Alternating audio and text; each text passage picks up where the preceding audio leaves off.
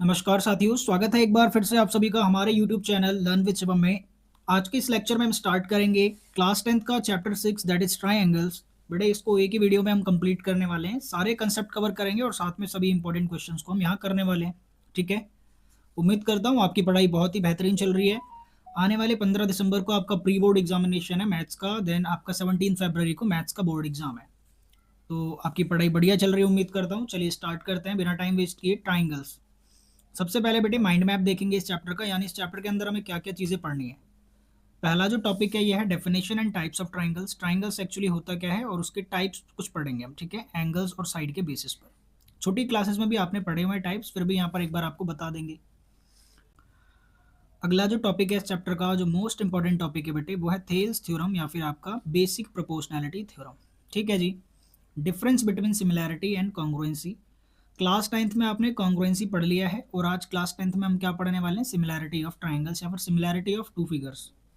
Then last में हम similarity criteria पढ़ने वाले हैं। ठीक है, यहाँ पर सिमिलैरिटी क्राइटेरिया, ठीक है, ये थोड़ा स्पेलिंग गलत हो गई यहाँ पर। Similarity criteria for similar triangles. ठीक है, दो ट्राइंगल्स के लिए हम सिमिलैरिटी क्राइटेरिया पढ़ेंगे, यानी एस या फिर ट्रिपल एस। ये सारी चीज़ें हम पढ़ने वाले हैं इस चैप्टर के अंदर, हर चीज़ कवर करेंगे बहुत बेहतरीन तरीके से। बने रहिए हमारे इस लेक्चर में। चलिए स्टार्ट करते हैं। सबसे पहले बेटे डेफिनेशन देखिए। A triangle is a closed figure made up of three line segment. It has three side, three angles and three vertices. ठीक है, तीन साइड होती हैं, तीन एंगल होते हैं भाई, तीन वर्टिसेस यानी तीन कॉर्नर पॉइंट्स। ठीक है, सभी को पता है ये तीन साइड्स होती हैं। ठीक है, sum of three angles of a triangle is always 180 degree. यहाँ पर तीनों जो एंगल्स होते हैं इनको ऐड करते हैं तो कितना आता है, 180 डिग्री आता है। किसी भी ट्राइंगल में जब तीन एंगल को हम जोड़ देते हैं तो एंगल सम प्रॉपर्टी बोलते हैं इसे। तीनों एंगल को जोड़कर कितना आता है भाई, 180 डिग्री। टाइप्स ऑफ ट्राइंगल्स की बात करते हैं तो सबसे पहले जो टाइप्स ऑफ ट्राइंगल हैं हम वो बेस ऑन साइड्स। ठीक है, साइड के बेसिस पर टाइप्स पढ़ेंगे, देन एंगल के बेसिस पर टाइप्स हम पढ़ेंगे। तो चलिए पहले हम साइड के बेसिस पर आपको पढ़ा देते हैं। ऐसा ट्राइंगल जिसमें एक भी साइड बराबर ना हो, यानी सारी की सारी तीनों साइड्स अनइक्वल हो। फॉर एग्जांपल मैं यहाँ पर एक ट्राइंगल बनाता हूँ ये। ठीक है, तो यहाँ पर कोई भी साइड आपकी इक्वल नहीं है, ये अलग है, ये साइड अलग है और ये साइड अलग है। ठीक है, तो जब कोई साइड बराबर नहीं होगी तो ऐसे ट्राइंगल को आप क्या बोलोगे बेटे, scalene triangle. All three sides are different in length, no equal side, no equal angles. ना तो कोई साइड बराबर ना कोई एंगल बराबर। क्लियर है क्या? चलिए, अगला जो ट्राइंगल होता है बेटे वो आइसोसेलेस ट्राइंगल है। आइसोसेलेस ट्राइंगल का मतलब क्या होता है, जिसके अंदर दो साइड बराबर होती है और दो एंगल्स भी यहाँ पर बराबर होते हैं। ठीक है, कौन सा angles, angles opposite to the equal sides. मान लीजिए आपके पास आइसोसेलेस ट्राइंगल ऐसा है कुछ ए बी सी, जिसके अंदर ए बी और ए सी बराबर है, यानी ए बी और ए सी बराबर है। तो ए बी के सामने जो एंगल है सी और ए सी के सामने जो एंगल है बी, ये एंगल्स भी दोनों क्या होंगे बेटे, आपस में बराबर होंगे। क्लियर है क्या? अगला देखिए, इक्विलेटरल ट्राइंगल क्या होता है। इक्विलेटरल ट्राइंगल का मतलब होता है ऐसा ट्राइंगल जिसमें क्या हो, तीनों साइड बराबर हो और तीनों एंगल भी बराबर हो। तीनों साइड बराबर हो और तीनों एंगल भी बराबर हो।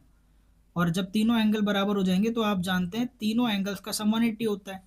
180 को अगर बराबर बराबर तीन हिस्सों में बांट दें तो एक एंगल कितना बनेगा यहाँ पर, 60 डिग्री। 60, 60 एंड 60, तो 180 आ जाएगा टोटल। यानी इक्विलेटरल ट्राइंगल में एक एंगल जो होता है वो कितने डिग्री का होता है भाई, 60 डिग्री का। क्लियर हो गई क्या बात? चलिए आगे चलते हैं। बेस्ड ऑन एंगल्स अगर मैं बात करूं तो सबसे पहला जो ट्रायंगल हमें पढ़ना है वो है बेटे acute angle triangle. Acute angle triangle क्या होता है, जिसमें तीनों के तीनों एंगल्स ट्रायंगल के 90 डिग्री से कम हो, 90 डिग्री से क्या हो, कम। जैसे मान लीजिए मैं यहाँ एक ट्रायंगल बना देता हूँ आपके सामने, तो ये एक्यूट एंगल ट्रायंगल है। तीनों ही एंगल क्या है, 90 से कम है। लेट से मान लेते हैं ये आपका 80 डिग्री है, ये 70 डिग्री है। ठीक है, तो ये कितना बचेगा भाई, ये थोड़ा 30 डिग्री बचेगा। ठीक है, दिखने में नहीं लग रहा पर चलो मान लिया हमने। ठीक है, देन सेकंड तो सभी जानते हैं आप, राइट एंगल ट्रायंगल क्या होता है बेटे, जिसमें एक एंगल एग्जैक्टली क्या होता है, 90 डिग्री का। ये यहाँ पर एक एंगल जो है वो एग्जैक्टली कितना होता है, 90 डिग्री का, तो ये राइट एंगल ट्रायंगल है। ऑब्ट्यूज एंगल ट्रायंगल क्या होता है, कम से कम एक जो एंगल है वो 90 से बड़ा हो जाए। कम से कम एक एंगल, जैसे ये यहाँ पर एक एंगल कितने डिग्री का हो गया, 120 का। ये वाला आपका 40 का है और तो ये कितना बचा फिर, 20 डिग्री का। ठीक है, तो यहाँ पर ये जो ट्रायंगल बन गया नीचे, ये कैसा ट्रायंगल है भाई, ऑब्ट्यूज एंगल ट्रायंगल। क्लियर है अभी कोई बात? ठीक है, चलो आगे चलते हैं भाई। अब अगला जो टॉपिक है बेटे, यहाँ पर हमें समझना है सिमिलैरिटी और कॉन्ग्रुएंसी क्या होता है भाई। ठीक है, कॉन्ग्रुएंसी आप पहले से पढ़ चुके हैं, फिर भी दोनों चीज़ें यहाँ पर अच्छे से समझा देते हैं आपको क्या होता है। देखिए ज़रा, सिमिलैरिटी का मतलब होता है बेटे when two figures have same shape but size can be same और डिफरेंट। यानी दिखने में एक जैसे होने चाहिए भाई, दिखने में एक जैसे होने चाहिए। सिमिलैरिटी का मैं एक बहुत अच्छा एग्जांपल आपको देता हूँ। मान लीजिए आपका हाथ है, ठीक है, आपका हाथ, ठीक है, अपना हाथ देखिए और अपने छोटे भाई या छोटे बहन या फिर कोई भी छोटा बच्चा उसके हाथ को देखिए। आप देखेंगे कि आपके हाथ में भी 5 उँगलियाँ हैं और उसके हाथ में भी 5 उँगलियाँ हैं। एक जैसे हैं दोनों के हाथ, और आप देखेंगे कि आपका हाथ साइज़ में थोड़ा-सा बड़ा है और उसका हाथ थोड़ा-सा छोटा है। तो आपका हाथ और आपके छोटे भाई-बहन का हाथ क्या है? सिमिलर है। लेकिन अगर आप अपना दायाँ हाथ और अपना ही बायाँ हाथ देखें तो बिल्कुल एक जैसा है, तो आपके जो दोनों हाथ हैं आपस में वो क्या है? कॉन्ग्रुएंट। बात समझ आ रही है क्या? अपने दोनों हाथ देखेंगे तो वो क्या है बेटे? अपने हाथ दोनों देखेंगे तो क्या है? वो कॉन्ग्रुएंट हैं। और अगर आप एक अपना हाथ देखते हैं और एक किसी और का हाथ देखते हैं तो वो क्या होंगे? सिमिलर, यानी दिखने में तो एक जैसे हैं पर एग्ज़ैक्टली एक जैसे नहीं हैं। समझ आ गई बात क्या? ठीक है। फॉर एग्ज़ाम्पल यहाँ मैंने 2 ट्रायंगल बना रखे हैं। तो यहाँ पहला ट्रायंगल जो है इक्विलैटरल है, दूसरा भी इक्विलैटरल है, ठीक है? तीनों साइड इसकी बराबर है, तीनों साइड इसकी बराबर है, पर इसका साइज़ थोड़ा बड़ा है, इसका साइज़ थोड़ा छोटा है। तो ये सिमिलर हैं पर कॉन्ग्रुएंट नहीं है। अगला अगर हम देखें तो यहाँ पर तीनों साइड क्या है? बराबर हैं, इसकी भी और इसकी भी। तो ये एग्ज़ैक्टली क्या है भाई? ये एग्ज़ैक्टली आपका सेम है, तो इसे बोलेंगे कॉन्ग्रुएंट फिगर्स। क्या बोलेंगे इसे? Congruent figures. क्लियर हो गई क्या बात? ठीक है? Shape and size both should be same. ठीक है, शेप भी एक जैसी होनी चाहिए और साइज एग्जैक्टली सेम होना चाहिए, यानी मेजरमेंट हर एक साइड और एंगल का सेम होना चाहिए। क्लियर है? चलिए आगे चलते हैं। जो भी मैंने बातें बताई आपको सिमिलैरिटी और कॉन्ग्रुएंसी की, उसे पढ़ करके आपको यहाँ पर आंसर करना है। Fill in the blanks by using the correct word given in brackets. चलिए देखते हैं। All circles are dash congruent और सिमिलर। सभी सर्कल्स क्या होते हैं? मान लीजिए एक सर्कल मैंने ये बनाया छोटा और एक सर्कल बड़ा भी बना सकता हूँ। तो भाई दिखने में तो दोनों एक जैसे हैं, यानी ये सिमिलर है। क्या है भाई? सिमिलर। तो पहले ब्लैंक में क्या आ जाएगा? सिमिलर। भाई सारे कॉन्ग्रुएंट थोड़ी होंगे, सब बराबर थोड़ी होंगे। All squares are again similar. सारे स्क्वायर क्या होते हैं भाई? सिमिलर होते हैं बस। ठीक है, क्योंकि स्क्वायर मान लीजिए एक ये है और एक बड़ा स्क्वायर बना दिया मैंने, तो सिमिलर है। ठीक है। All dash triangle are similar. कौन से ट्राइंगल सिमिलर होते हैं? आइसोसेलेस वाले या इक्विलेटरल वाले? भाई इक्विलेटरल। सारे के सारे जो इक्विलेटरल ट्राइंगल है वो क्या होंगे? सिमिलर, क्योंकि तीनों साइड सभी में बराबर होगी, चाहे आप उल्टा बना लो चाहे सीधा, कैसे भी। लेकिन बेटे आइसोसेलेस वाला क्यों नहीं होगा, ये समझे आप क्या? क्यों नहीं होगा? क्योंकि हो सकता है एक आइसोसेलेस ट्राइंगल मैंने यहाँ बनाया जिसमें ये दोनों साइड बराबर है, और अगर इस साइड मैंने एक आइसोसेलेस ऐसा बनाया जिसमें ये दोनों साइड बराबर है, तो अब ये सिमिलर भी नहीं है और ना ही कॉन्ग्रुएंट है ना? तीन साइड में से कोई सी भी दो साइड बराबर हो सकती है ना, तो इसलिए आइसोसेलेस में थोड़ी गड़बड़ हो जाएगी, तो सिमिलर भी नहीं रह जाएगा ना कॉन्ग्रुएंट रह जाएगा कई बार। ठीक है, तो इसका जो आंसर बनेगा अपना क्या बनेगा बेटे? इक्विलेटरल ट्राइंगल क्या होंगे? सारे के सारे सिमिलर। चौथे में आपसे पूछा है कि two polygons of the same number of sides are similar. दो पॉलीगन है, पॉलीगन का मतलब क्या होता है? क्लोज्ड फिगर है, जिनके अंदर सेम नंबर ऑफ साइड्स हैं, सेम साइड्स हैं, ठीक है, तो वो सिमिलर कब होंगे? If there corresponding angles are equal. ठीक है, सिमिलर कब होंगे वो पॉलीगन? जब उनके कॉरस्पॉन्डिंग एंगल्स क्या होंगे? बराबर होंगे। और उनकी कॉरस्पॉन्डिंग साइड्स क्या होंगी? इक्वल होंगी क्या? नहीं, इक्वल होना जरूरी नहीं है, इक्वल तो कॉन्ग्रुएंसी में होना जरूरी है। यहाँ पर प्रोपोर्शनल होने से भी काम चल जाएगा। क्या? प्रोपोर्शनल। प्रोपोर्शनल का मतलब है बेटे, देखो जैसे मान लीजिए एक ट्राइंगल छोटा बनाया, एक हमने बड़ा बनाया, अब एंगल तो तीनों बराबर होने चाहिए भाई। जैसे यहाँ पर पहले ट्राइंगल का सारा एंगल दूसरे ट्राइंगल के सभी एंगल के बराबर होना चाहिए, लेकिन साइड का बिल्कुल बराबर होना ज़रूरी नहीं है। मान लेते हैं ये साइड 2 है तो ये 4 हो जाएगी, ये अगर 3 है तो मान लेते हैं 6 है, और यहाँ पर मान लेते हैं अगर ये 4 है तो ये कितना? 8। यानी प्रोपोर्शन में भी चलेगा, 2 का डबल, 3 का डबल, 4 का डबल, यानी 1/2 1/2 1/2। ठीक है, प्रोपोर्शन में है साइड तो ये भी चलेगा। कब? सिमिलैरिटी के लिए। क्लियर है क्या? बिल्कुल बराबर कब चाहिए होती हैं साइड्स? आप जानते हैं, कॉन्ग्रुएंसी में। ठीक, अब यहाँ पर आ गए बेटे BPT, basic proportionality theorem. If a line is drawn parallel to one side of a triangle to intersect the other two sides in distinct point, the other two sides are divided in the same ratio। ठीक है, इस बात को ध्यान से समझ लीजिए। पहले मैं ये थ्योरम आपको समझाऊंगा और प्रूव इसका एंड में कराने वाला हूं मैं, बिल्कुल ठीक है। एक क्वेश्चन लेकर के इसका प्रूव कराएंगे, पहले समझना है और इस पर बेस्ड हमें क्वेश्चंस को सॉल्व करना है। ठीक है, समझिए बेटे।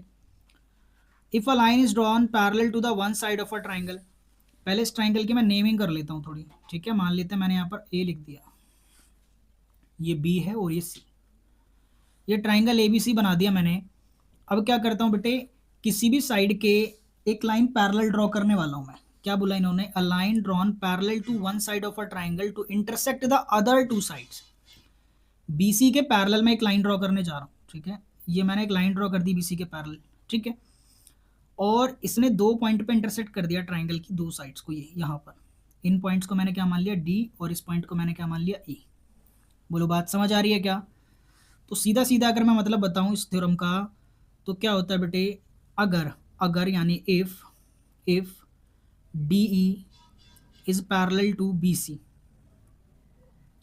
अगर ये डी ई जो है वो बी सी के पैरेलल है ना, तो यानी देन ए डी अपॉन में डी बी जो है मेरे भाई वो किसके बराबर होगा, ए ई अपॉन में ई सी के, ए ई अपॉन में ई सी के। इतनी बात समझिए सिर्फ अभी, ठीक है। अगर डी आपने इस बी सी के पैरेलल ड्रॉ करा है, तो ए डी अपॉन में ये जो डी बी है वो किसके बराबर होगा, ए ई अपॉन में ई सी, ठीक है। बस यही ये थ्योरम कहती है। समझ आ गई क्या बात? एक बार फिर से बता दूं क्या, इस ट्राइंगल के किसी भी एक लाइन के पैरेलल हमने लाइन ड्रॉ कर दी, मान लेते हैं डी आपने ड्रॉ कर दिया। अब इस डी यहाँ पर दो पॉइंट मिल गए ना आपको अदर टू साइड्स पर ट्राइंगल के, डी और ई जहाँ इंटरसेक्ट कर रहा है। तो जिस जगह पर इंटरसेक्ट करा वहाँ से दो पार्ट्स में ट्राइंगल डिवाइड हो जाता है, साइड यहाँ पर भी और यहाँ पर भी। तो ए डी अपॉन में डी बी जो है वो किसके बराबर बेटे, ए ई अपॉन में ई सी के। क्लियर है क्या बात, समझ आ गई? ठीक है, तो ये आपका बीपीटी थ्योरम है, ठीक है, बेसिक प्रोपोर्शनैलिटी थ्योरम या फिर इसे थेल्स थ्योरम भी बोलते हैं।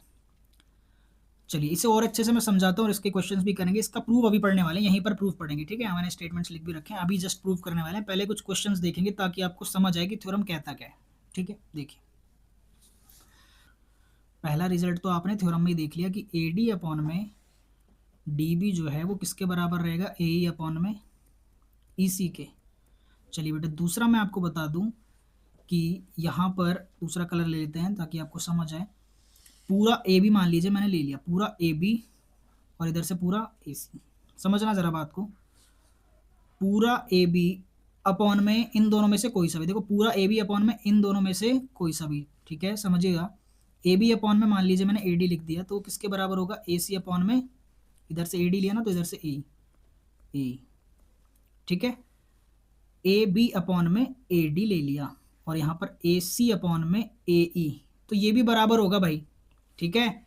या इसका रेसिप्रोकल कर लो, ए डी को ऊपर भेज दो और ए बी को नीचे ले आओ। या तीसरी बात और मैं समझा दूं, मान लीजिए आपने क्या ले लिया, ऊपर ए बी, ठीक है, ए बी अपॉन में क्या, डी बी, ठीक है, ऐसे ले लो, और यहाँ पर ए सी और अपॉन में नीचे वाला ई सी या फिर सी। तो ये चीज़ें भी बराबर होती हैं, ये चीज़ें भी क्या होती हैं, बराबर होती हैं। समझ आ रही है बात क्या आपको, ठीक है। एनसीईआरटी के एग्जाम्पल नंबर 1 में इसका जो रिजल्ट है वो दे रखा हुआ है कि थ्योरम तो सिर्फ ये बताती है कि ए डी अपॉन में डी बी किसके बराबर हो गया, ए ई अपॉन में ई सी के। लेकिन इसके अलावा जो मैंने ये दो रिजल्ट और लिखवा दी, ये भी हम प्रूव कर सकते हैं, और ऐसा पूछा भी जाता है पेपर में, कई बार पूछा भी गया है, ठीक है भाई। चलिए अब यहाँ पर सवाल देखिए, वाला सवाल देखने से पहले चलो मैं यहाँ पर ना एक बार एक क्वेश्चन ले लेता हूँ जो मैं बता रहा हूँ प्रूव करने वाला आपको, ठीक है। देखिए ज़रा ये, चलो नेक्स्ट क्वेश्चन पहले देखते हैं, फिर कर रहे हैं प्रूफ के साथ में समझा देंगे आपको सारा एक साथ। देखिए in the given figure first and second D is parallel to B C, find E C in first and A D in second, ठीक है। इस वाले में बेटे क्या फाइंड करना है आपको, ई सी, और यहाँ पर क्या फाइंड करना है आपको, ए डी। कहाँ गया ये रहा, ठीक है, करते हैं। पहले फर्स्ट वाले को सॉल्व करो, तो आप देख रहे हैं कि डी जो है वो पैरेलल गिवन है बी सी के, तो इसका मतलब ए डी अपॉन में बी डी जो है वो किसके बराबर होगा, ए ई अपॉन में ई सी के। बहुत आसानी से कर सकते हैं आप सॉल्व। 1.5 ए डी है, बी डी कितना है 3 है, ए ई कितना है 1 है, और ई सी आपको दिया नहीं गया, ई सी निकालना है। फर्दर क्या होगा बेटे, यहाँ पर ई सी को इधर भेज दो और 3 को इधर। ई सी जो है वो किससे मल्टीप्लाई हो जाएगा, 1.5 से, और 3 बन जाए इधर 3 आ जाएगा। ई सी की वैल्यू कितनी आ गई, 3 अपॉन में 1.5 चला जाएगा। 1.5 के टेबल में 3 कितनी बार में आता है, 2 बार में। तो ई सी कितना आ गया आपका 2 सेंटीमीटर, है ना। 1.5 का डबल करोगे तो 3 आएगा ना। क्लियर है, ठीक है। पॉइंट हटा दो भाई, पॉइंट हटा दो, ऊपर चला जाएगा 0। 15 के टेबल में 30 कितनी बार में आता है, 2। तो ई सी कितना आ गया, 2 सेंटीमीटर। क्लियर है। चलिए अगला देखिए, जब तक मैं रब कर रहा हूँ आप ट्राई भी कर सकते हैं, सेकंड पार्ट देखिए बेटे जब तक। चलो यहाँ पर मैं सेकंड पार्ट दिखा रहा हूँ आपको, सेकंड पार्ट देखिए। AD फाइंड करना है हमें, तो AD भी फाइंड हो जाएगा भाई। AD अपॉन में हमें पता है DB किसके बराबर में होगा, AE अपॉन में EC के। तो यहाँ AD तो दिया नहीं गया है कुछ, तो AD को छोड़ दिया हमने। DB कितना दिया गया है 7.2, लिख दो। AE कितना दिया गया 1.8, लिख दो बेटे यहाँ पे 1.8, और यहाँ 5.4 नीचे, तो 5.4 लिख दिया हमने। आगे चलिए, AD की वैल्यू क्या आ जाएगी, AD को यहीं पर छोड़ो, 1.8 से मल्टीप्लाई होगा जा करके 7.2 पर, ये 7.2 उधर भेज दिया हमने, और नीचे 5.4 है। पॉइंट के बाद एक नंबर है, पॉइंट के बाद एक नंबर, तो पॉइंट से पॉइंट काट दिया। 18 के टेबल में 54 कितनी बार में आता है, 3 बार में। 3 से 7.2 को काटोगे तो 3 2 जा 6 होगा, और एक बचेगा तो 3 4 जा 12, यानी 2.4 सेंटीमीटर। बेटे जी AD कितना आ गया 2.4 सेंटीमीटर। ठीक है, डिवाइड कर लीजिए। 72 को 3 से डिवाइड करो, एक नंबर के आगे पॉइंट लगा देना। क्लियर है क्या? ठीक है भाई, तो BPT का यूज़ कर रहे हैं हम यहाँ पर। BPT का जो प्रूफ है बेटे एंड में करा रहे हैं हम आपको, ठीक है, परेशान नहीं होना। देखिए, two triangles are similar if either of the following 3 criterias are satisfied. ठीक है, नीचे दिए गए कुछ क्राइटेरिया हैं जिससे कि दो ट्राइंगल को आप सिमिलर प्रूफ कर सकते हैं। ठीक है, सिमिलर का मतलब क्या है, मैं बता दिया मैंने अभी कि दो ट्राइंगल सिमिलर कब होते हैं, या तो उनके तीनों एंगल्स बराबर हो जाए, या तो साइड क्या रहे हैं प्रोपोर्शन में। तो दोनों ट्राइंगल को आप क्या बोल सकते हैं कि दोनों ट्राइंगल्स क्या है बेटे, सिमिलर हैं। चलिए ध्यान से समझिए। अब सबसे पहला क्राइटेरिया जो होता है वो होता है ट्रिपल ए, यानी पहले ट्राइंगल के तीनों एंगल को दूसरे ट्राइंगल के तीनों एंगल क्या बराबर कर दो। ठीक है, दूसरा होता है डबल ए, यानी सिर्फ दो एंगल को आप बराबर कर दो, दोनों ट्राइंगल में दो दो एंगल बराबर कर दो। वैसे जो ट्रिपल ए है ना, ये डबल ए के बाद ही यूज़ होता है, क्योंकि देखो आप समझो ज़रा, ये मतलब एक तरीके से एक्स्ट्रा हो गया, फालतू का ये। क्यों? क्योंकि जब दो एंगल बराबर हो गए तो तीसरा एंगल तो अपने आप ही बराबर हो जाएगा ना किसी भी ट्राइंगल का भाई, है ना। 180 में से माइनस करेंगे तो सेम ही आएगा। क्लियर है क्या? तो दोनों ट्राइंगल में दो एंगल इक्वल कर दो या फिर तीनों बराबर कर दो, तो आपका जो ट्राइंगल है वो क्या हो जाएगा भाई, सिमिलर हो जाएगा। दोनों ट्राइंगल क्या हो जाएगा, सिमिलर। तीसरा क्राइटेरिया SSS। अब SSS का मतलब है side side side. Side side side का मतलब ये नहीं है कि आपको तीनों साइड को तीनों साइड के बराबर करना है। मैंने भी बताया था ना, प्रपोर्शन में कर दो तब भी काम चल जाएगा। प्रपोर्शन का मतलब है कि पहली साइड दो, जैसे मान लीजिए मैं यहाँ पर दो ट्राइंगल्स बना लेता हूँ। ठीक है, तो ये ट्राइंगल और ये मान लेते हैं, इसका जो लेंथ है वो 2 सेंटीमीटर है और इसका लेंथ 4 सेंटीमीटर है। यहाँ पर 3 सेंटीमीटर लेंथ है और यहाँ पर ये 6 है। यहाँ ये नीचे 5 बेस है और यहाँ पर 10 है। तो 2/4 कितना आएगा भाई, 2/4 और 3/6, और बेटे यहाँ पर 5/10। सबको जब आप कैंसिल आउट कर दोगे तो आंसर क्या आ रहा है, तीनों का 1/2, है ना। तीनों साइड प्रपोर्शन में है, तो अगर तीन साइड प्रपोर्शन में कर देते हो तब भी सिमिलर हो जाएगा, ट्राइंगल क्या हो जाएगा, सिमिलर। क्लियर है? लास्ट वन इज SAS का मतलब है कि कम से कम दो साइड आप प्रोपोर्शन में कर दो और उनके बीच में एक एंगल बराबर कर दो, उनके बीच का एक एंगल बराबर कर दो, तब भी ट्राइंगल क्या हो जाएगा आपका, सिमिलर हो जाएगा। क्लियर है क्या? प्लीज़ ये सारी चीज़ें नोट कर लीजिए। चलिए आगे चलते हैं क्वेश्चंस पर। ये देखिए, in the following figure QA is perpendicular to AB। ठीक है, QA यानी यहाँ पर परपेंडिकुलर है भाई, ये चीज़ 90 डिग्री है और ये भी 90 डिग्री गिवन है। AQ की वैल्यू पूछ रहे हैं आपसे, AQ की लेंथ ये पूछ रहे हैं। अब मुझे आप बताइए कि यार ये राइट एंगल ट्राइंगल है, क्या है ये, राइट एंगल ट्राइंगल है, तो सारे के सारे राइट एंगल ट्राइंगल ना सिमिलर होते हैं। अगर नहीं भी होते हैं तो देखिए हम कर लेते हैं भाई, हमने भी क्राइटेरिया सीखा ना। देखिए मेरे को दो ट्राइंगल दिखाई दे रहे हैं, एक तो ये ट्राइंगल दिखाई दे रहा है बेटे, और एक ये ऊपर वाला, क्या नाम है नीचे वाले का, AOQ। AOQ, ठीक है, इन ट्राइंगल AOQ और यहाँ पर BOP। ठीक है, BOP, दो ट्राइंगल का नाम लिख लिया हमने।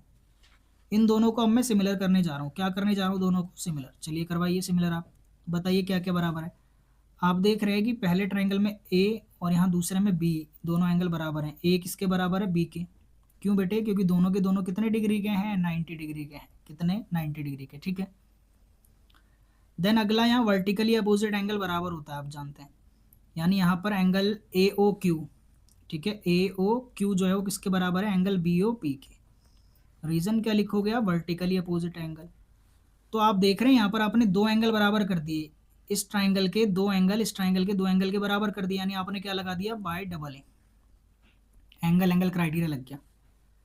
बाय डबल ए जो ट्राइंगल AOQ है वो क्या हो जाएगा, सिमिलर हो जाएगा ट्राइंगल BOP के। किसके सिमिलर हो जाएगा, ट्राइंगल BOP के। तो बेटे यहाँ पर bye double A criteria AOQ triangle को हमने सिमिलर कर दिया BOP से, ठीक है। तो इसका मतलब क्या है, जब दो ट्राइंगल्स आपके सिमिलर हो गए तो इसका मतलब क्या है कि सारे एंगल्स बराबर हो गए और साइड का रेशियो क्या हो गया, सेम हो गया, ठीक है। समझिएगा, मैं इधर रब कर रहा हूँ और चीज़ें लिखने जा रहा हूँ।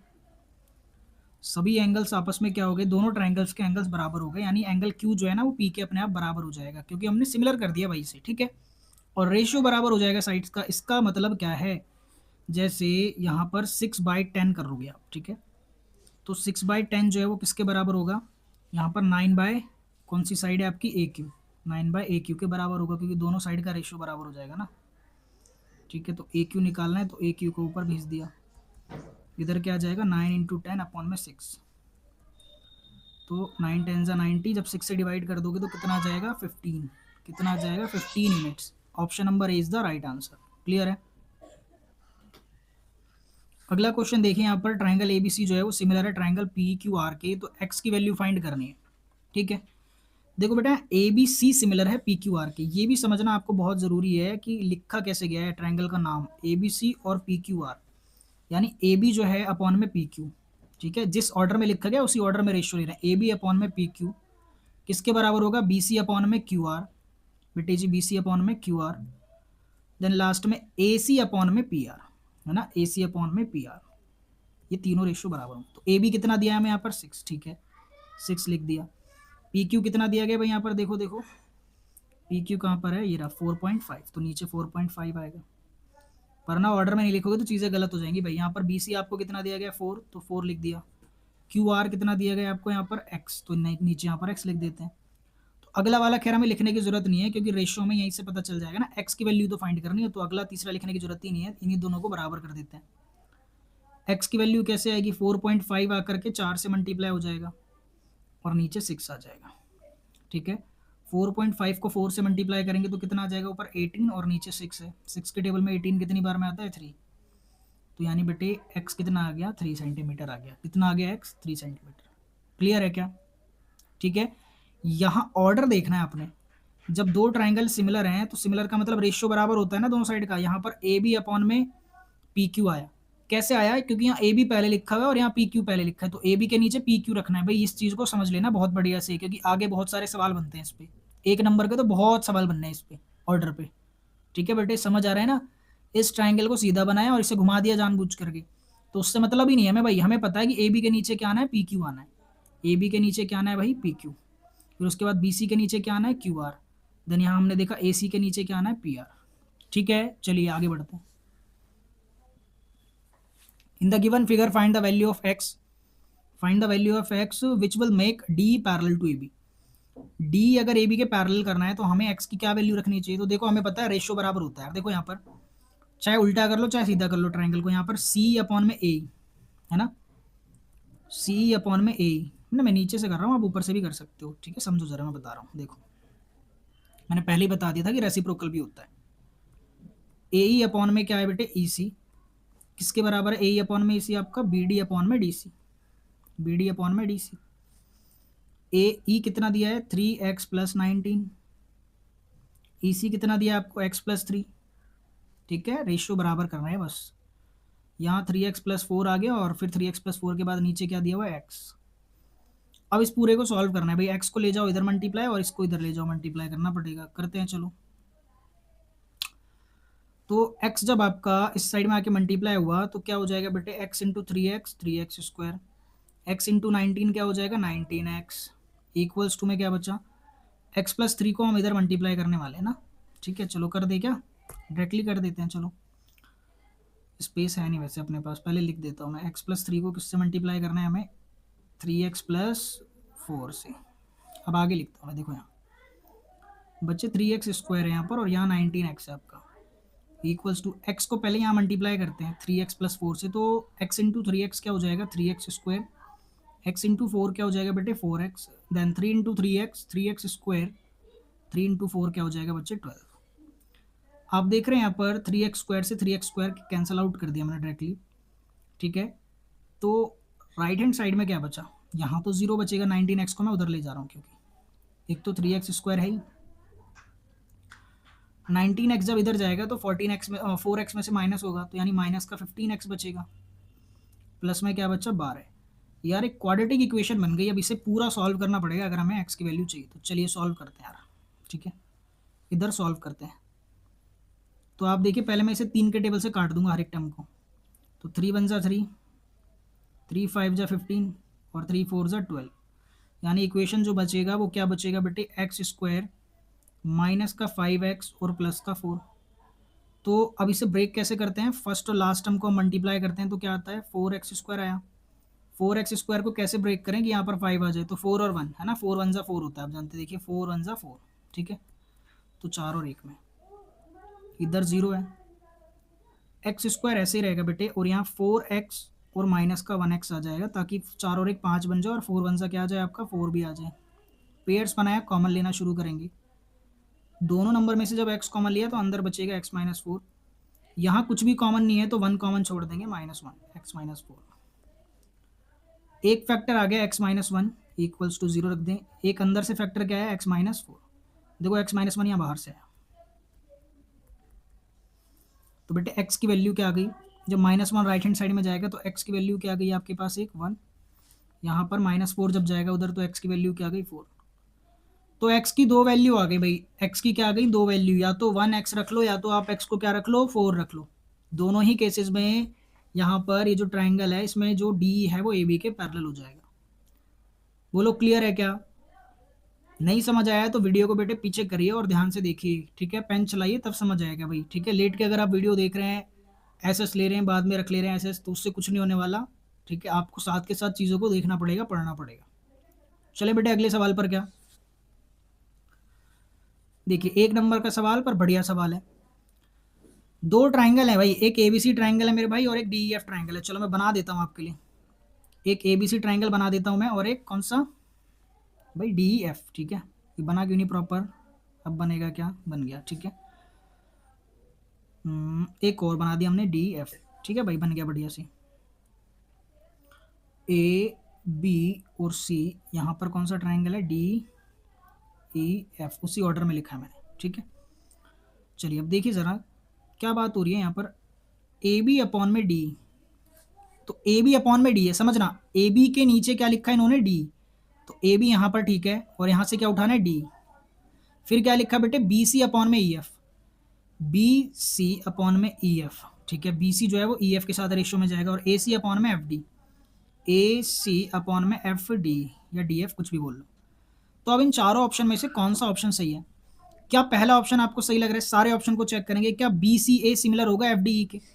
इसको समझने के लिए ऑर्डर को देखना मेरे भाई। यहाँ सबसे पहले इन्होंने क्या लिखा है, बी सी। देखो इसमें सबसे पहले इन्होंने लिखा है बी सी और यहाँ सबसे पहले लिखा है एफ डी। तो क्या बी सी और एफ डी साथ में है क्या? बी सी का रेशियो क्या एफ डी के साथ में है क्या? यहाँ पर बी सी कहाँ पर है भाई, ये रहा। तो बी सी का रेशियो तो ई एफ के साथ में, ना कि एफ डी के साथ। तो पहला बिल्कुल गलत है। एफ डी का रेशियो क्या ए बी के साथ में है, एफ डी ये रहा, ठीक है। क्या ए बी है उसके ऊपर? नहीं, ए सी है, तो ये भी गलत है। तीसरा देखो, सी बी के नीचे एफ डी चाहिए हमें। कहाँ है सी बी, कहाँ है सी बी, ये रहा, ये रहा सी बी। इसके नीचे क्या चाहिए हमें, एफ डी है क्या, नहीं है। लास्ट में देखो, लास्ट वाला ऑप्शन ही सही होगा इसका मतलब, तो यही हुआ ना। चलो देख लेते हैं फिर भी, एफ डी अपॉन में सी ए चाहिए हमें, ठीक है, या ऊपर या नीचे कहीं भी। तो एफ डी ये रहा बेटे, और इसके ऊपर क्या चाहिए, सी ए, तो इसके ऊपर क्या रहा, सी ए, ठीक है। लास्ट में डी ई लिखा है और यहाँ लास्ट में ए बी, तो डी ई और ऊपर देखो ए बी है, और फिर एफ ई और सी बी, एफ ई और सी बी, यानी option number D is the right answer. तो आप समझ पाए क्या ऑर्डर का मतलब क्या है, ठीक है। मुझे लग रहा है कि आप समझ गए बेटे कि ऑर्डर का मतलब क्या है। यहाँ पर बहुत बेहतरीन तरीके से सवाल ले लिया हमने और आपको समझा दिया कि ऑर्डर में होना चीज़ों का जरूरी है। क्लियर है क्या? चलिए आगे सवाल पर चलते हैं। In the given figure Q R is parallel to B C, ठीक है, Q R is parallel to B C. अच्छा एक लाइन यहाँ पर दिख नहीं रही है भाई, यहाँ पर ड्रॉ कर लेता हूँ मैं ना, ये क्यू आर, ठीक है जी, थोड़ा बढ़िया से ड्रॉ करता हूँ। क्यू आर जो है वो बी सी के पैरेलल है, नीचे वाली लाइन के, और क्यू पी जो है वो ए सी के है। क्यू पी कहाँ पर है, ये रहा, क्यू पी जो है वो इस ए सी के है, और ये वाला लाइन इस नीचे वाली लाइन के पैरेलल है। पी बी 12 सेंटीमीटर है भाई, कहाँ है पी बी, ये रहा, ये 12 है, बहुत छोटी जगह है भाई यहाँ पर, ये 12 है। पी सी 20 है, अच्छा ये वाला 20 है इधर, और ए आर और बी क्यू बराबर है 15 15। ए आर कहाँ पर है, ये रहा, ये ए आर 15 है और ये बी क्यू भी कितना है आपका 15 है। आपको क्या फाइंड करना है, ए क्यू और सी आर कहाँ पर है, ये रहा ए क्यू और ये रहा आपका सी आर। ठीक है, सबसे पहली बात, अगर आपका क्यू आर जो है बेटे, क्यू आर जो है वो किसके पैरेलल है, बी सी के। तो इसका मतलब आपका जो ए क्यू है, समझा दे रहा हूँ भाई मैं, देखो ये ए क्यू अपॉन में Q B A R upon में आर सी के बराबर होगा। ए क्यू अपॉन में Q B by B P T, ठीक है, by B P T A R upon में आर सी के बराबर होगा। तो ए क्यू तो मुझे पता नहीं है, ठीक है, छोड़ दिया मैंने। क्यू बी कितना है, 15 है। यहाँ पर ए आर भी कितना है, 15 है, और आर सी मुझे पता नहीं है। ठीक है, तो यार यहाँ पर तो कुछ हुआ नहीं, फिर भी चलो मैं इसे ऐसे ही छोड़ दूँ क्या, ऐसे ही छोड़ देता हूँ, अभी फिलहाल के लिए मैं इसे ऐसे ही छोड़ देता हूँ। ठीक है, आगे चलता हूँ मैं। फिर मुझे उन्होंने सी आर निकालने के लिए भी बोला है। आप देख रहे हैं यहाँ पर ये वाली जो साइड है इस नीचे वाली साइड के पैरेलल है, तो यानी अगेन बी क्यू अपॉन में ए क्यू जो है वो किसके बराबर होगा, बी पी अपॉन में पी सी। समझना भाई, ट्रायंगल को घुमा लो अगर आपको समझ नहीं आ रहा है तो। ठीक है, बी क्यू अपॉन में क्यू ए या फिर ए क्यू किसके बराबर है, बी पी अपॉन में पी सी। तो बी क्यू कितना दिया है, 15। ए क्यू नहीं पता भाई, ए क्यू तो निकालना है। बी पी कितना है, 12, और पी सी कितना है, 20। ठीक है, तो मुझे ए क्यू चाहिए, तो ए क्यू को मैं ऊपर भेज देता हूँ और 20 को इधर ले आता हूँ, 15 से गुणा कर देता हूँ 20 को। 150 कैसे हो गया, इक्वल्स टू में यहाँ क्या बचा, ए क्यू, और ये जो 12 बचा था ना उसे नीचे ले आता हूँ इधर। ठीक है, तो देखो कैंसिल करते हैं, 3 के टेबल से करते हैं पहले। 3 5 ज़ा 15 और 3 4 ज़ा 12, 4 5 ज़ा 20, तो 5 5 ज़ा 25। ए क्यू कितना आ गया बेटे, 25 सेंटीमीटर। ए क्यू कितना आ गया, 25 सेंटीमीटर। जैसे ही ए क्यू 25 आ गया, तो यहाँ पर इस जगह पर आप ए क्यू रख दो, इस वाली इक्वेशन में यहाँ ए क्यू रख दो 25। चलो इधर रखता हूँ मैं, ए क्यू की जगह मैं 25 रखता हूँ, नीचे क्या है 15 है, बराबर में 15 अपॉन में क्या है सी आर, यानी आर सी या सी आर कुछ भी बोल रहा है ना, एक ही बात है उसे।